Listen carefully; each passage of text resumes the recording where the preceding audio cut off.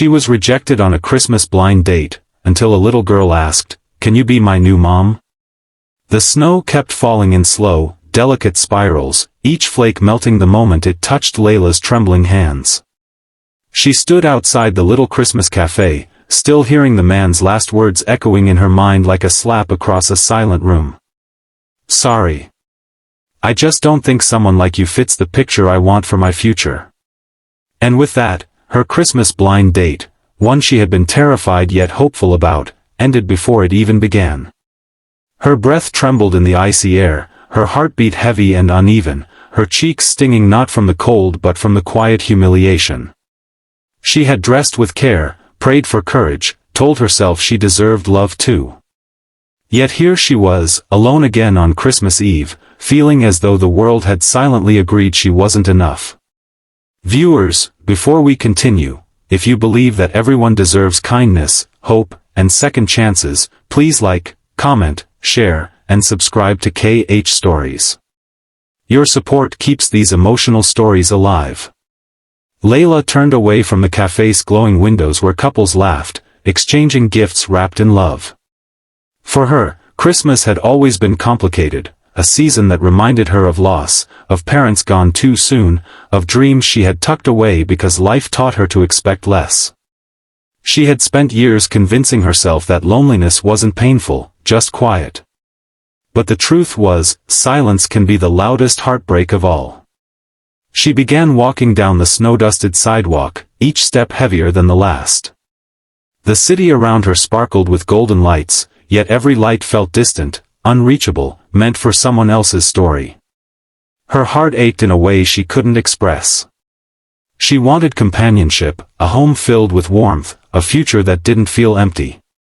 But tonight reminded her of what she had feared, maybe she wasn't meant for love at all. As she walked toward the bus stop, she noticed a small figure sitting alone on the nearby bench. A little girl, no older than 6, bundled in a red coat with fur lining, her tiny boots barely touching the ground. She was hugging a stuffed reindeer so tightly that her knuckles were white. There was something strange about her being alone at this hour, in this weather. Layla hesitated, debating whether to approach or mind her own swirling sorrow, but her conscience tugged her steps forward. When she reached the bench, she watched the girl silently for a moment. The child's large, tear-filled eyes lifted toward her, and the sight pierced through Layla's chest like a sharp, unexpected crack of light through darkness. The little girl's voice came out fragile, trembling, as though she was afraid the world had stopped listening to her. Are you kind?" she asked quietly. The question stunned Layla. In all her years, nobody had asked her that, not in that pure, simple way. She knelt slowly beside the bench, brushing snow off her coat. The girl studied her face as though she was looking for something she desperately needed to find. Layla gently asked why she was alone, worried something might be terribly wrong. But the child only stared at her for a long, heavy silence, then whispered words Layla would never forget, "Can you be my new mom?" For a moment, the world simply stopped. The snowfall, the distant car horns, the holiday music from the street vendors, all of it faded into a single heartbeat. Layla's breath caught in her throat. She didn't know what to say, didn't even know if she had heard correctly. A part of her wanted to believe the girl was speaking from simple childish imagination, but the pain in her eyes told a deeper truth. Layla gently asked where her parents were. The girl only hugged the reindeer harder and shook her head as fresh tears spilled down her cheeks. Layla's heart clenched.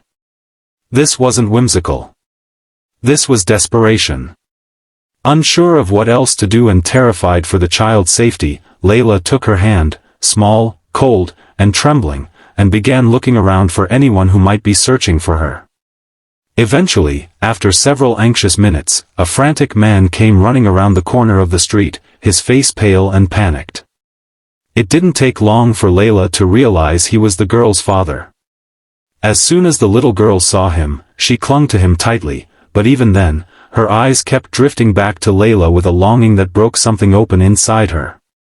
Her name was Hannah, a quiet child who spoke with softness unusual for her age.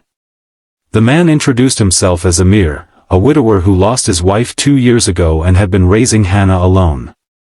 He apologized repeatedly for losing sight of his daughter. She had been playing near the bench while he bought warm drinks from a nearby stall. But something